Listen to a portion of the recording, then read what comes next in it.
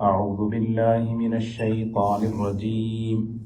بسم الله الرحمن الرحيم.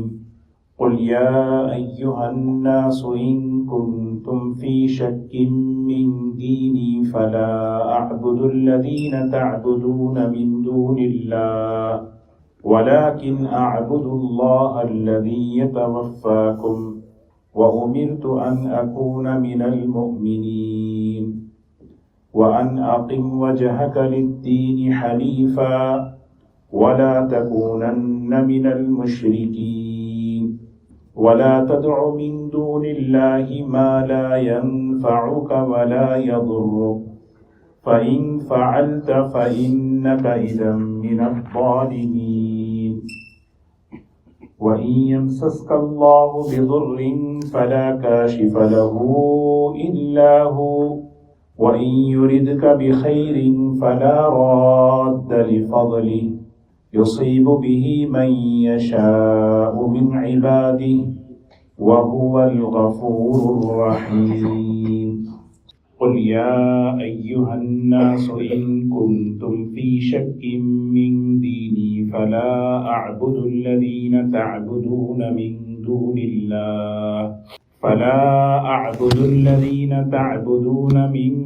الله ولكن أعبد الله الذي يتوفاكم وأمرت أن أكون من المؤمنين وأن أقم وجهك للدين حنيفا ولا تكونن من المشركين ولا تدع من دون الله ما لا ينفعك ولا يضرك فإن فعلت فإنك إذا من الظالمين.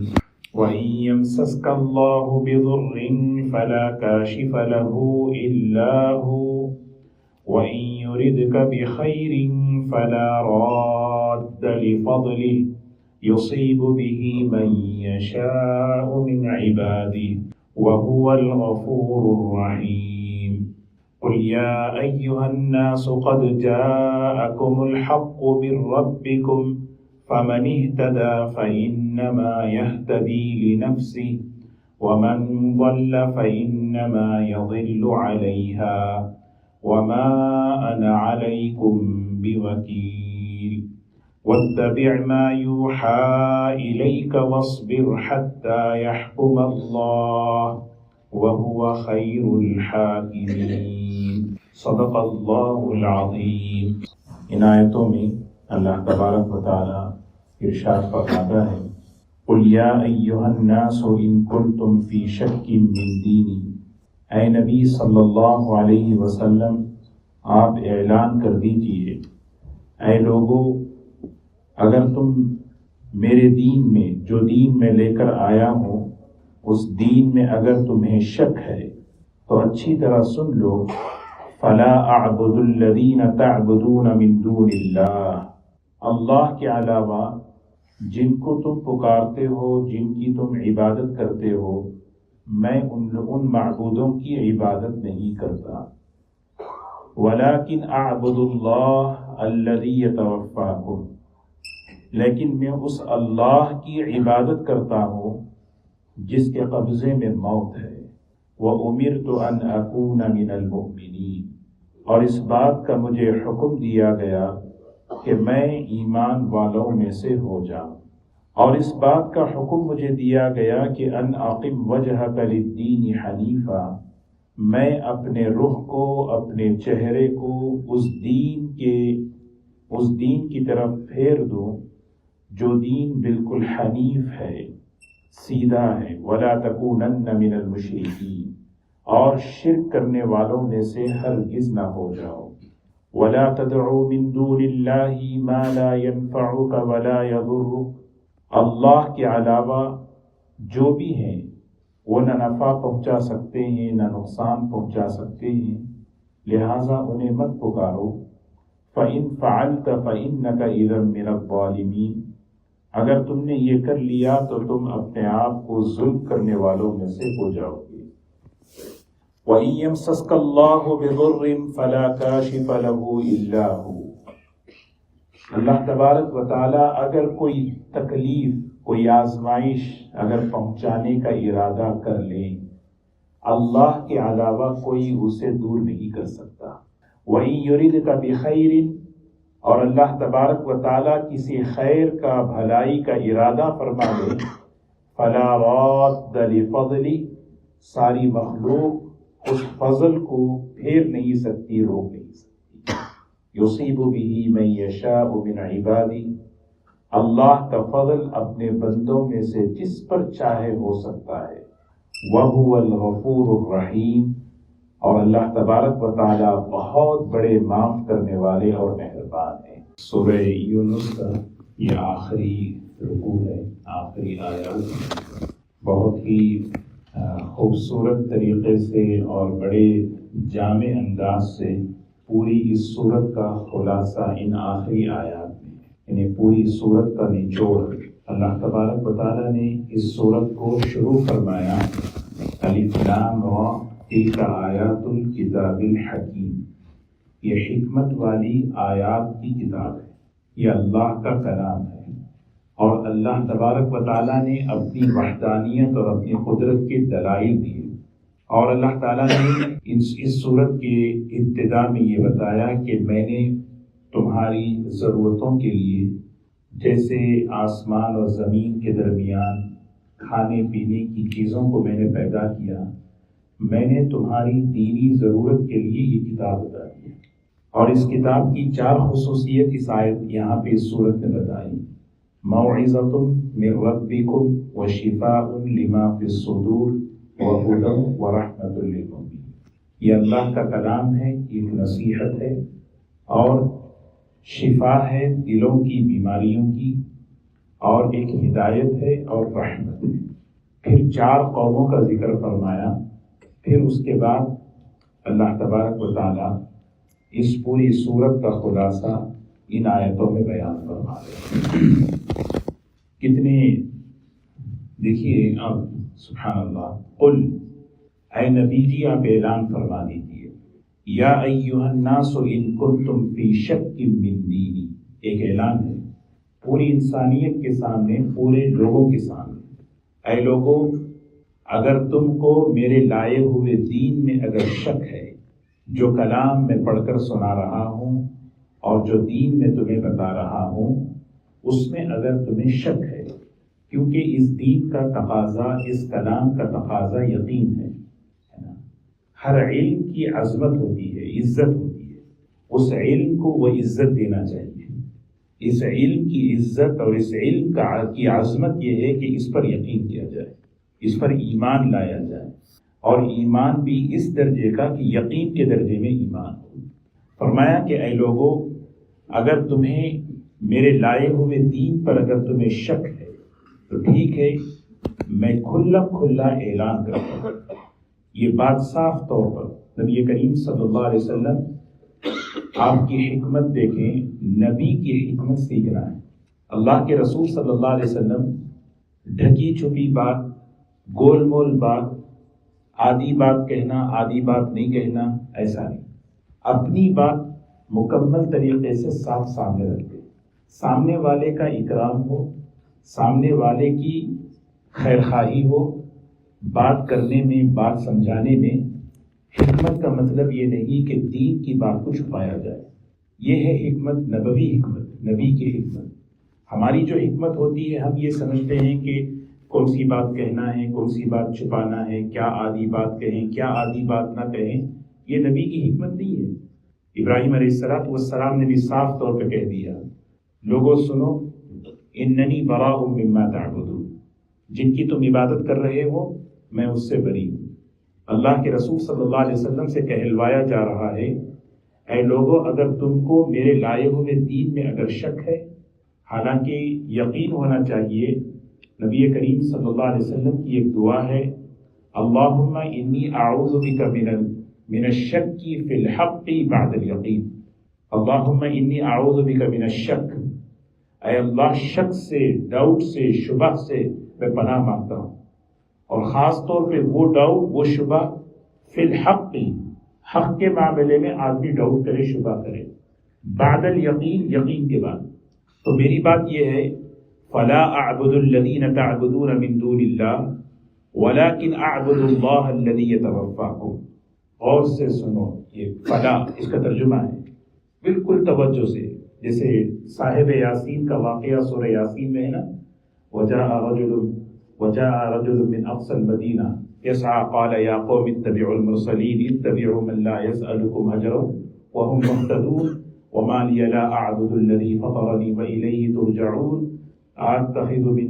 یہ ساری صاحب یاسین کی تقریر ہے. انہوں نے قوم کے سامنے یہ ساری بات کہی، اللہ کی دین کی توحید کی بات کہی. جب انہوں نے بات کہی تو قوم نے کیا کیا؟ ان کو مار دیا. آمنت بربکم فاسمعون. انہوں نے صاف کہا آمنت بربکم، میں ایمان لے آیا تمہارے پروردگار پر، فاسمعون اچھی طرح سن لو. تو قوم نے ان کو مار دیا، اور اس طریقے سے مارا کہ ان کا جسم پھٹ گیا. عبداللہ ابن عباس رضی اللہ عنہ کی روایت ہے، جب آدمی شہید ہوئے وہ صاحب یاسین، اللہ نے جنت ان کے سامنے کھول دی، اور جب جنت انہوں نے دیکھی، وہاں کی نعمتیں دیکھی، اور اللہ نے ان سے کہا قیل ادخل الجنہ قال یا لیت قومی یعلمون بما غفر لی ربی وجعلنی من المکرمین. کاش میری قوم جان لیتی اللہ نے ایمان پر کتنا اکرام میرا فرمایا، اور ایمان پر اللہ نے میری مغفرت کر دی. تو وہاں بھی صاحب یاسین کی دعوت دیکھیں، انی آمنت بربکم فاسمعون. بات دو ٹوک، بات سیدھے سیدھے. تو حضور صلی اللہ علیہ وسلم فرما رہے ہیں اے لوگوں، میرے لائے ہوئے کلام میں، میرے لائے ہوئے دین میں اگر تمہیں شک ہے تو سن لو، میرا یہ موقف ہے، یہ میری یہ بات ہے. فلا اعبد الذین تعبدون من دون اللہ، میں ان لوگوں کی بندگی نہیں کرتا جن کی تم اللہ کو چھوڑ کر بندگی کر رہے ہو. فلا اعبد الذین تعبدون من دون اللہ، اللہ کے علاوہ جن کو تم خدا بنائے ہوئے ہو، معبود بنائے ہوئے ہو، میں ان کی بندگی نہیں کرتا، میں ان کی عبادت نہیں کرتا. اور پھر کس کی عبادت کرتا ہوں؟ ولیکن اعبد اللہ، میں اس اللہ کی بندگی کرتا ہوں، میں اس اللہ کی عبادت کرتا ہوں الذی یتوفاکم. کیا مضبوط جملہ دیکھیں، توحید پر دلیل دے رہے ہیں. میں اس اللہ کی عبادت کرتا ہوں جس کے قبضے میں تم سب کی جانیں ہیں، جس کے قبضے میں میری جان ہے نہیں فرمایا. الذی یتوفاکم، تمہاری جان بھی اس کے قبضے میں. وہ صاحب یاسین کی دعوت دیں گے انی آمنت بی ربی نہیں فرمایا، میں اپنے رب پہ ایمان لایا. انی آمنت بربکم، تم مانو نہ مانو وہ تمہارا بھی رب ہے. تو یہاں پر یہی بات ہے وَهُوَ الَّذِي يَتَوَفَّاكُمْ، اس لیے کہ اللہ کو چھوڑ کر جس کی بھی تم بندگی کر رہے ہو، اللہ کو چھوڑ کر جس کو بھی تم خوش کر رہے ہو، وہ سب کے سب سامنے نہیں آئیں گے. ہمارا مرجع اللہ ہے. میں اللہ کی عبادت اس لیے کر رہا ہوں کہ مر کر اس کے سامنے جانا ہے، مر کر اس کے سامنے کھڑا ہونا ہے. انا للہ و انا الیہ راجعون، اس کی طرف لوٹنا ہے. وہاں اسی نے مجھے بنایا، اسی نے مجھے پیدا کیا، اسی نے مجھ پر احسانات کیے، اور اسی نے زندگی مجھے دی، اور وہی مجھے موت دے گا. وَهُوَ الَّذِي يَتَوَفَّى، موت دو طریقے سے آتی ہے. ایک چھوٹی موت ہوتی ہے وَهُوَ الَّذِي يَتَوَفَّاكُم بِاللَّيْلِ وَيَعْلَمُ مَا جَرَحْتُم بِالنَّهَارِ ثُمَّ يَبْعَثُكُم فِيهِ لِيُقْضَى أَجَلٌ مُّسَمًّى. آدمی جب سوتا ہے نا، وہ بھی ایک موت ہے. ہاں، نیند جو ہے آدھی موت ہے، نیند موت کی بہن ہے. لیکن ایک موت حقیقی ہے. وہ کون سی موت ہے؟ الذی یتوفاکم، وہ اللہ جو تمہیں اصل میں اس کا ترجمہ کیا ہے؟ یتوفاکم کے معنی تمہیں وصول کر لیتا ہے، تمہاری روحوں کو وصول کر لیتا ہے. اور جب وصول کرنے پہ آتا ہے تو کوئی نہیں روک سکتا ہے. فلولا اذا بلغت الحلقوم وانتم حینئذ تنظرون وَنَحْنُ أَقْرَبُ إِلَيْهِ مِنْكُمْ وَلَٰكِن لَا تُبْصِرُونَ. یہ اللہ تعالیٰ کی قدرت ہے. تو حضور اکرم صلی اللہ علیہ وسلم فرما رہے ہیں اللہ تعالیٰ آپ کے ذریعے سے کہہ دیجئے فَلَا أَعْبُدُ الَّذِينَ تَعْبُدُونَ مِن دُونِ اللَّهِ وَلَٰكِنْ أَعْبُدُ اللَّهَ الَّذِي يَتَوَفَّاكُمْ، میں اس اللہ کی عبادت کرتا ہوں، بندگی کرتا ہوں جس کے قبضے میں تمہاری موت ہے، تمہاری جانیں ہیں. اب یہاں سے دیکھیے اللہ تبارک و تعالیٰ حضور اکرم صلی اللہ علیہ وسلم کو اور آپ کے ذریعے ہم سب کو حکم دے رہے ہیں۔ یہ سورت کا خلاصہ ہے، کیا باتیں؟ 3 باتوں کا حکم۔ وَأُمِرْتُ أَنْ أَكُونَ مِنَ الْمُؤْمِنِينَ، مجھے حکم دیا گیا کہ میں ایمان لانے والوں میں سے رہوں، یقین کرنے والوں میں سے رہوں، شک کرنے والوں میں سے نہ رہوں، کیونکہ شک بیماری ہے۔ آدمی کو اپنے علم پر، اپنے فن پر شک ہو، وہ کبھی اس پر اعتماد نہیں کرتا۔ ایک آدمی ڈاکٹر ہے، اس کو اگر اپنی ڈاکٹری پر یقین نہیں ہے، شک ہے، تو وہ کبھی آپریشن نہیں کرتا۔ ایک آدمی انجینئر ہے، اس کو اپنے فن پر یقین ہوتا ہے، اعتماد ہوتا ہے۔ تو ہر علم کا یہ تقاضا ہے کہ اس پر یقین کیا جائے۔ اللہ نے مجھے جو علم دیا اس کتاب کے ذریعے سے، اس علم کا تقاضا یہ ہے کہ میں اس پر یقین کروں۔ وَأُمِرْتُ أَنْ أَكُونَ مِنَ الْمُؤْمِنِينَ، میں یقین کرنے والوں میں سے رہوں، ایمان لانے والوں میں سے رہوں، شک کرنے والوں میں سے نہ رہوں۔ یہ ہے سب سے پہلا حکم۔ اور دوسری بات، وَأَنْ أَقِمْ وَجْهَكَ لِلدِّينِ حَنِيفًا، اللہ نے مجھے اس بات کا حکم دیا کہ میں اپنے رخ کو، اپنے ڈائریکشن کو، اپنی جہت کو، اپنے چہرے کو دین حنیف کی طرف کروں۔ ایمان کے ذریعے سے دل کو اللہ کی طرف کرنا، اور اقیم وجہ کے معنی یہ ہے کہ اپنے ذات کو بھی اللہ کی طرف کرنا۔ اللہ کی طرف کا مطلب دین کی طرف۔ قرآن پاک میں کتنی مرتبہ یہ آیا، فَأَقِمْ وَجْهَكَ لِلدِّينِ الْقَيِّمِ فَأَقِمْ وَجْهَكَ لِلدِّينِ حَنِيفًا إِنِّي وَجَّهْتُ وَجْهِيَ لِلَّذِي فَطَرَ السَّمَاوَاتِ وَالْأَرْضَ حَنِيفًا وَمَا أَنَا مِنَ الْمُشْرِكِينَ۔ یہ آیتیں کیا ہیں؟ فَأَنْ أَقِمْ وَجْهَكَ، وجہ سے مراد کیا ہے؟ پوری ذات، میری پوری ذات۔ کیا مطلب؟ ایمان اللہ پہ لایا، نماز اللہ کے لیے پڑھ رہا ہوں، بزنس کسی اور طرف کروں، اور طریقے سے کروں، معاملہ کسی اور طریقے سے کروں، شادی بیاہ کسی اور طریقے سے کروں، وہاں میرا ڈائریکشن ہو نہیں۔ ان اقیم، اقامت وجہ سے مراد اپنی ذات کو قائم کرنا، کس طرف؟ دین حنیف کی طرف۔ یہی بات حضرت شعیب علیہ السلام کی قوم نے کہی۔ حضرت شعیب علیہ السلام جب اس قوم کو سمجھاتے تھے، دیکھو تمہاری ڈیلنگ صحیح نہیں ہے، تم اپنے ڈیلنگ میں، معاملات میں امانت لاؤ، سچائی لاؤ۔ تو قوم شعیب علیہ السلام کی قوم نے کہا، حضرت آپ صرف نماز روزے تک رہیں، اصلاتک تأمرک ان نترک ما یعبد آباؤ، آپ کا کام نماز بتائیں، روزہ بتائیں، حج بتائیں، باقی ڈیلنگ ہم کر لیں گے، یہ ہمارا معاملہ ہے، آپ اس میں انوالو نہ ہو۔ شعیب علیہ السلام پھر سمجھائے، کہنے لگے انک لانت الحلیم الرشید، بڑے آئے سمجھانے کے لیے، بڑے آئے۔ یہ قوم کے جملے ہیں، سورہ ہود میں اللہ نے بتایا۔ تو مطلب یہ ہے کہ ان اقیم، پہلی بات یہ ہے کہ دل ہے، یقین کے ذریعے، ایمان کے ذریعے میرا دل اللہ کی طرف ہو۔ اور دوسرا، ان مجھے حکم دیا گیا، مجھے کا مطلب نبی کریم صلی اللہ علیہ وسلم کو اور آپ کے ذریعے سے پوری امت کو۔ یہ اسلوب ہے قرآن پاک کا، یہ بیان کرنے کا یہ طریقہ ہے۔ بات بڑوں کو کہی جاتی ہے تو چھوٹے اس کے مستحق ہوتے ہیں۔ سب سے پہلے فرمایا ان اقم وجہک للدین حنیفا، مجھے اس بات کا حکم دیا گیا کہ میں اپنے رخ کو، اپنی سوچ کو، اپنے نظریے کو، اپنے عمل کو درست کر لوں، سیدھے کر لوں۔ کس کی طرف؟ للدین، اس دین کی طرف جو دین حنیف ہے۔ ابراہیم علیہ السلام دین حنیف، نبی کریم صلی اللہ علیہ وسلم دین حنیف پر تھے۔ واتبع ملت ابراہیم حنیفا وما کان من المشرکین۔ 2 باتیں ہو گئی۔ اور تیسری بات فرمائی، ولا تکونن من المشرکین، ولا تکونن من المشرکین۔ اللہ تعالیٰ فرما رہے ہیں حضور اکرم صلی اللہ علیہ وسلم سے، مجھے اس بات کا حکم دیا گیا ہے کہ میں شرک کرنے والوں میں سے ہرگز نہ رہوں، ہرگز نہ رہوں۔ 3 باتیں ہو گئی۔ سب سے پہلے آپ نے فرمایا، دیکھو جو دین میں لے کر آیا ہوں، جو کلام لے کر آیا ہوں، اس کا تقاضا ہے یقین کرنا۔ اگر تمہیں اس میں شک ہے تو پھر ٹھیک ہے، میری دعوت اوپن ہے، کھلی ہوئی ہے۔ میں اس اللہ کی عبادت کرتا ہوں جس کے قبضے میں تمہاری جانیں ہیں، میں ان لوگوں کی عبادت نہیں کرتا جن کو تم پکارتے ہو۔ اور اللہ نے مجھے حکم دیا ہے کہ ماننے والوں میں، یقین کرنے والوں میں سے رہوں، شک کرنے والوں میں سے نہ رہوں۔ اور اللہ نے مجھے اس بات کا حکم دیا ہے اپنی زندگی کا رخ سیدھی دین کی طرف کروں جو دین ابراہیمی اور ملت ابراہیمی ہے۔ اور تیسرا حکم یہ ہے کہ وَلَا تَكُونَنَّ مِنَ الْمُشْرِكِينَ، میں شرک سے، مشرکین میں سے ہرگز نہ رہوں۔ یہ باتیں ہو گئی۔ اب شرک کو اللہ تبارک و تعالیٰ اور تفصیل سے بیان فرما رہے ہیں، تاکہ حضور صلی اللہ علیہ وسلم تو آپ کا ایمان، آپ کا مقام بہت اونچا، لیکن دیکھیے سورہ زمر میں لَإِنْ أَشْرَكْتَ لَيَحْبَطَنَّ عَمَلُكَ وَلَتَكُونَنَّ مِنَ الْخَاسِرِينَ۔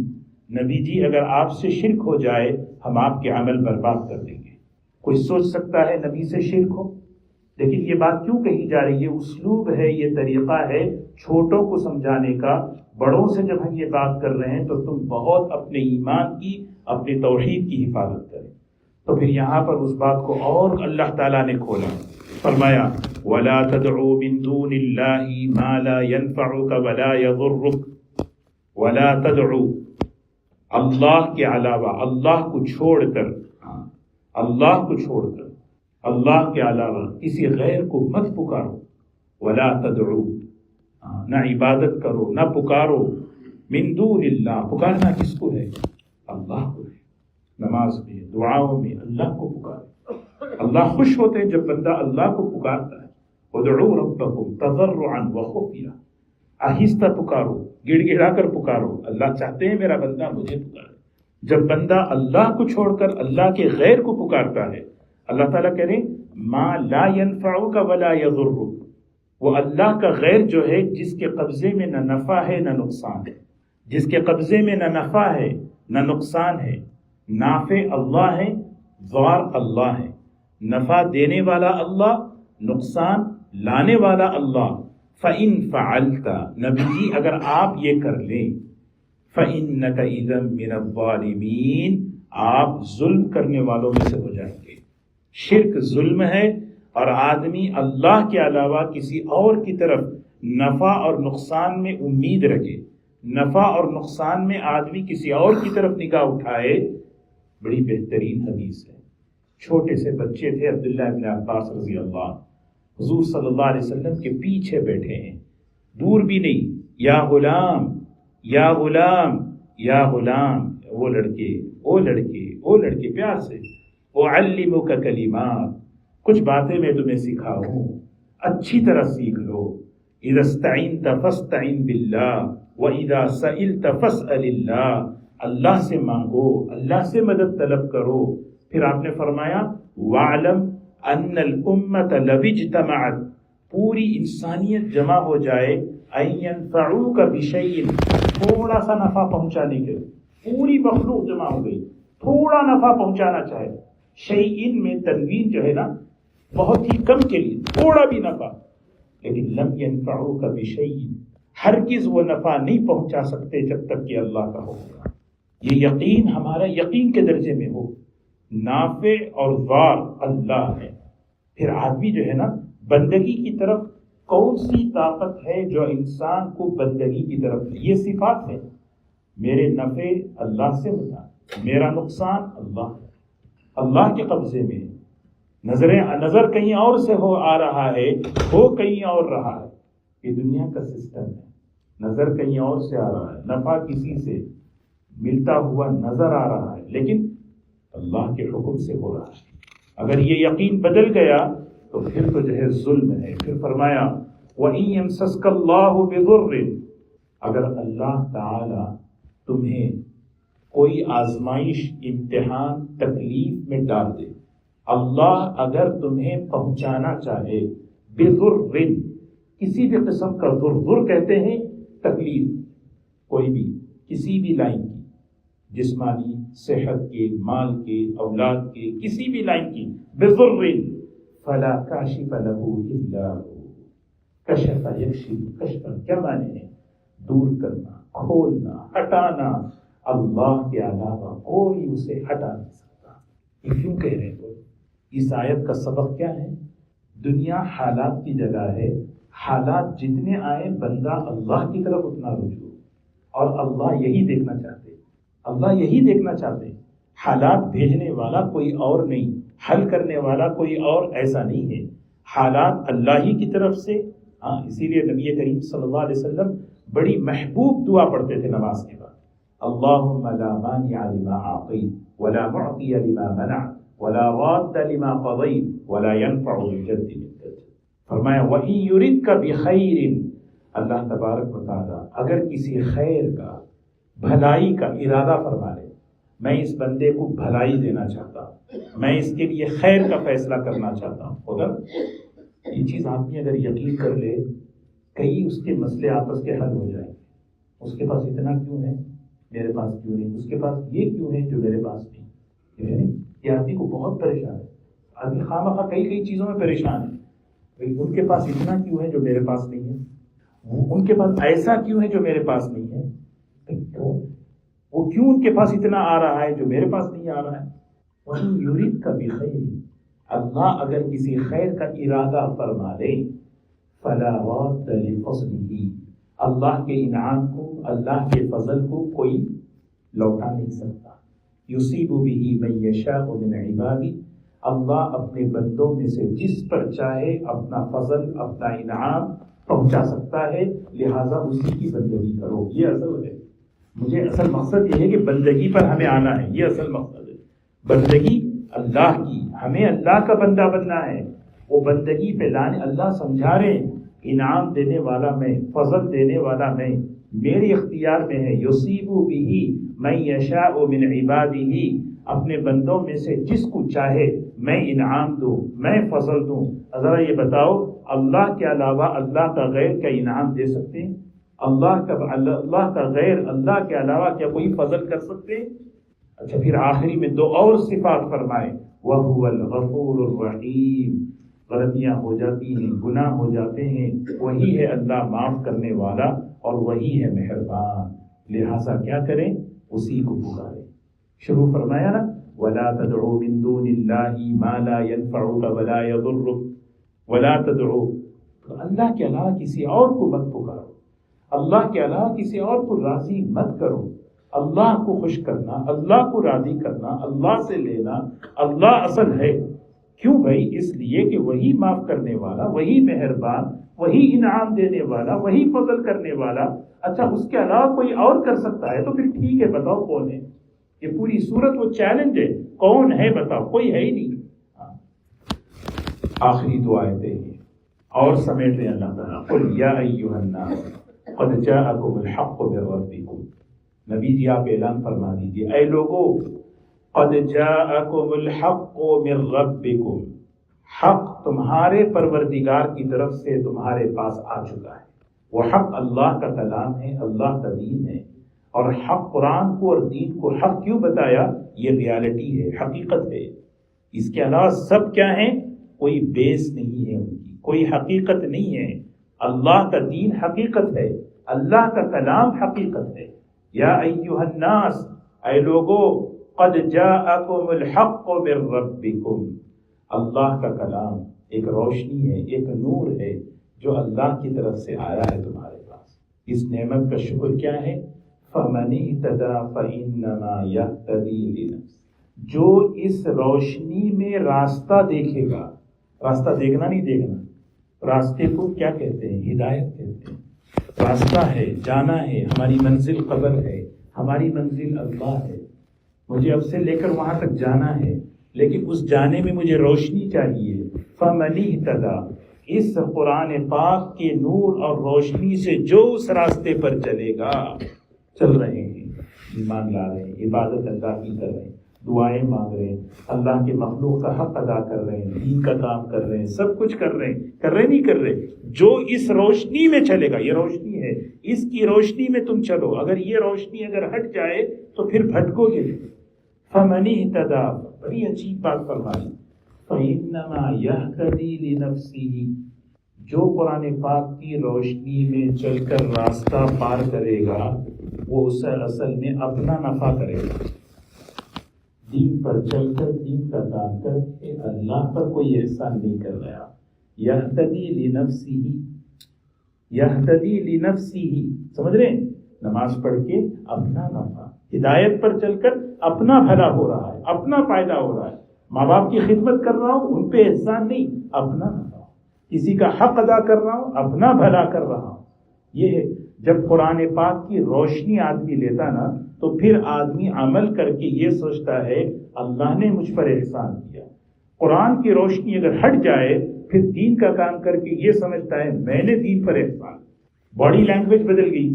ایک جماعت آئی نبی کریم صلی اللہ علیہ وسلم کے پاس، سورہ حجرات کا آخری رکوع ہے، وہ آئے اس طریقے سے کہ ان کی باڈی لینگویج بتا رہی تھی کہ ہم اسلام لا کے آپ پہ احسان کیے. قالت الاعراب آمنا قل لم تؤمنوا ولكن قولوا اسلمنا ولما يدخل الايمان في قلوبكم. ان کا ہوتا نہیں، آدمی بتاتا نہیں، اس کی زبان سے نہ بولے لیکن اس کا برتاؤ اور اس کی باڈی لینگویج بتاتی ہے کہ میں آپ پہ احسان کر رہا ہوں، میں آپ کے پاس احسان کر رہا ہوں. تو ایسی اس طریقے سے فوراً اللہ نے آیت بتا بل اللہ یمن علیکم ان ہداکم للایمان ان کنتم صادقین. اگر واقعی تم اپنے ایمان پر، ایمان کے دعوے میں سچے ہو، یہ سوچو گے کہ اللہ یمن علیکم ان ہداکم للایمان، اللہ نے احسان کیا تمہیں ایمان دے گا، آپ اسلام لا کے احسان نہیں کیے. تو فمن اہتدی فانما یہتدی لنفسہ، جو آدمی راستہ چلے گا ہدایت کی روشنی میں قرآن پاک کے نور کے ذریعے سے، فانما یہتدی لنفسہ، وہ اپنی ذات پر ہدایت پر رکھے گا، مطلب یہ اپنا فائدہ خود کو پہنچائے گا. ومن ضل، جو آدمی ہٹ جائے راستے سے، اس روشنی کو نہ لے، اس تعلیمات کو نہ لے اپنی زندگی میں، اس کو ہٹا کر عقل کی روشنی میں چلے، عقل کی گمراہی میں چلے، عقل کی گمراہی میں اگر چلے، آزادی کے راستے پر چلے تو کیا ہوگا؟ اللہ کا کوئی نقصان نہیں. فَإِنَّمَا يَضِلُّ عَلَيْهَا، اس کا وبال بھی اسی پہ پڑے گا، وبال مصیبت اسی پہ پڑے گی. اسی لیے جو ہدایت کے راستے پر چل کر آتا ہے اللہ کی طرف سے انعامات ہیں، جو آدمی گمراہی کے راستے پر چل کر آتا ہے اللہ کی طرف سے اس کے لیے سزائیں ہیں. اور پھر آخر میں فرمایا وما انا علیکم بوکیل، وما انا علیکم بوکیل. نبی جی آپ کہہ دیجئے میں داروغہ بن کے، وکیل بن کر، میں کوئی نگران بن کر مجھے اللہ نے نہیں بھیجا ہے. قرآن پاک میں کئی جگہ پر اس مضمون کو اللہ نے بیان کیا. وما انت علیہم بجبار، نبی جی آپ جبار نہیں ہیں، زبردستی پکڑ کے لائیں.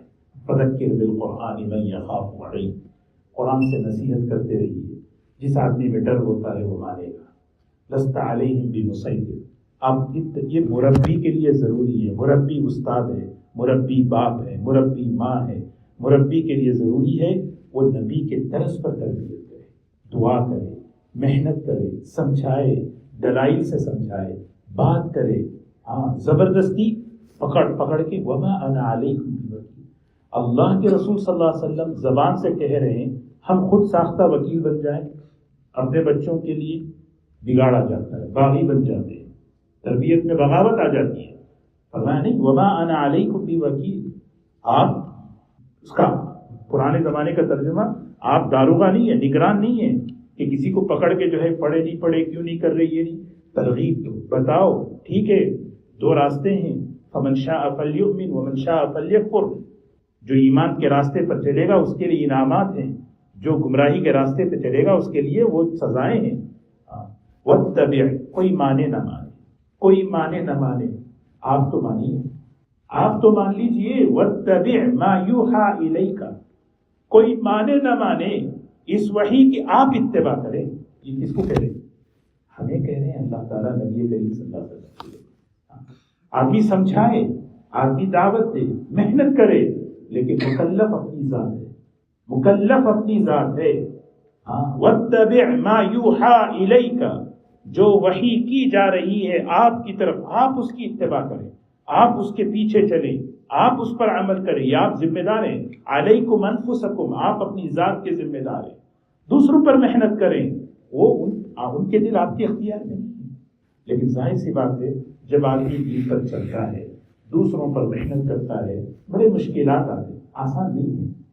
مشکلات آتے نہیں آتے. خود دین پر چلے، خواہشات ہیں، لالچ ہے، مصیبتیں، پریشانیاں، کئی چیزیں ہیں.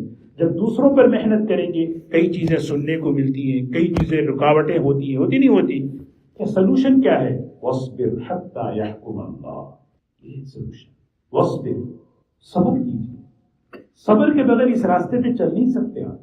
اس وحی کے راستے پر، ہدایت کے راستے پر آپ صبر کے بغیر نہیں چل سکتے. صبر ہٹا دیں، اس راستے پر چلیں، بگاڑ ہوگا. وَاصْبِرْ، ہمارے زندگی کے کئی بڑے بڑے مسائل کا حل صبر ہے. گھر میں زندگی میں ایک باکس بنا کے رکھنا چاہیے، صبر کا ڈبہ. وہ اکثر پریشانیاں اس میں ڈال دینا ہے. جب ٹائم خود بخود نکلے گا تو سلوشن آتا جائے گا. ہاں، صبر اسی کا معنی ہے. صبر جو ہے اسی کا معنی کہ آدمی ٹائم دے دے، مہلت، وہ اس کا رزلٹ آئے گا. نہیں مجھے ابھی چاہیے. بریانی بھی نہیں بنتی. بریانی کے لیے بھی آدمی صبر کرے، بیٹھے، برداشت کرے. کتنی کیسی عورتیں برداشت کرتی ہیں، گھنٹوں کھڑی ہوتی ہیں حلیم کے سامنے، پھر ٹیسٹی بریانی نکلتی ہے. نہیں مجھے ابھی فوراً چاہیے، 10 منٹ میں کھولیں، کھانا کچا، اور کچا چاول پیٹ خراب ہو جائے گا. تو آدمی کا مزاج ہے آدمی جلدی جلدی چلے. یہ نہیں، دین پر چلنا ہے، دین کا کام کرنا ہے. آپ کو کیا کرنا پڑے گا؟ وَاصْبِرْ وَاصْبِرْ صَبْرًا جَمِيلًا وَاصْبِرْ عَلَىٰ مَا يَقُولُونَ. آپ کو تو صبر کرنا ہے، برداشت کرنا ہے. حَتَّى يَحْكُمَ اللَّهُ، حَتَّى يَحْكُمَ اللَّهُ، آپ کے صبر سے اللہ کا حکم آئے گا. يَحْكُمَ اللَّهُ، یہاں تک کہ اللہ کا حکم آ جائے، اللہ کا فیصلہ آ جائے. آیا نہیں آیا؟ کتنا نبی کریم صلی اللہ علیہ وسلم نے صبر کیا. اس صبر کی بنیاد پر کیسے فیصلے آئے دیکھو. خالد بن ولید ملے اس امت کو، ابو سفیان ملے، ہندا ملی، وحشی ملے رضی اللہ عنہ. اگر نبی صبر نہیں کرتے، احد میں جو ہے آپ کے دندان مبارک چہرہ زخمی ہو گیا، ہاتھ اٹھا کے بددعا کر دیتے، تو پھر کیا ہوتا؟ خالد بن ولید ملتے اس امت کو، اس امت کو ابو سفیان ملتے، جو ادھر سے اٹیک کر رہے تھے ابو سفیان، ادھر سے خالد بن ولید آ رہے تھے، درمیان میں مسلمان. 70 صحابہ شہید ہوئے، حضرت حمزہ شہید ہو گئے. وَاصْبِرْ، یہ ہے اصل. بغیر صبر کے نہ آپ وحی کی نہ ہدایت کے راستے پر چل سکتے ہیں، نہ آپ لوگوں کو دین کی طرف بلا سکتے ہیں.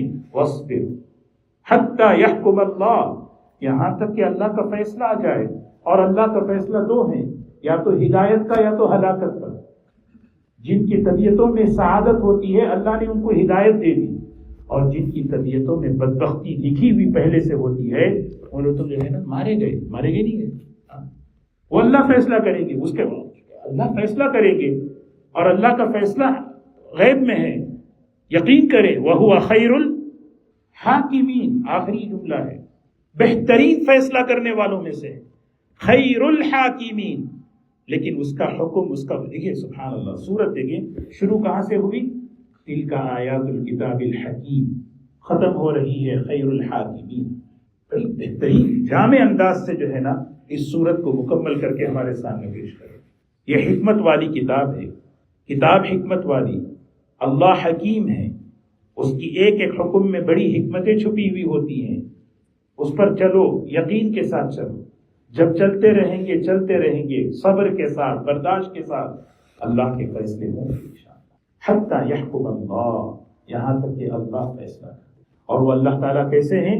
خیر الحاکمین، بہترین فیصلہ کرنے والے. اللہ کا فیصلہ عدل پر ہوتا ہے، فضل پر ہوتا ہے، اور اللہ جانتے ہیں فیصلہ. اللہ تبارک و تعالیٰ ہمیں اس صورت کا مضمون ہمیں اپنی زندگیوں میں لانے کی اللہ توفیق کرے. 4 باتیں.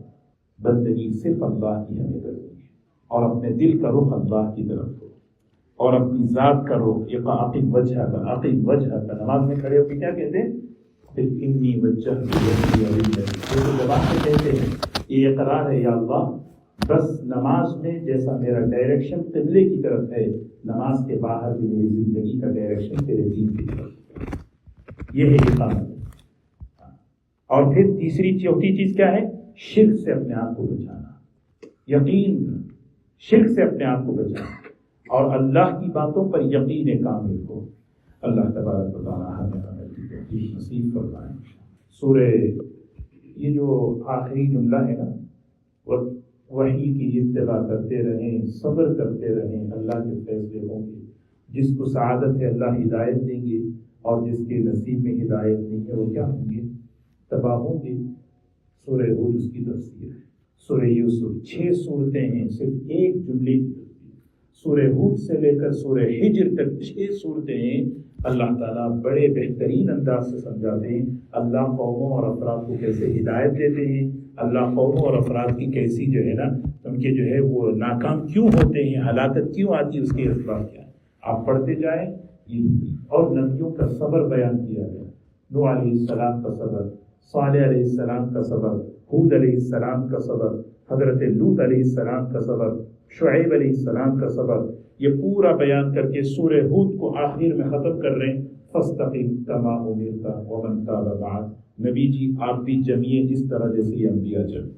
آپ بھی جمیے، آپ بھی صبر کیجیے، آپ بھی اپنے آپ کو جمائیے، استقامت کے ساتھ رہیے جیسے یہ انبیاء علیہ السلام اپنے آپ کو جمائے ہیں. تو یہ ہے. اللہ تعالیٰ ہم سب کو عمل کی توفیق نصیب فرمائے.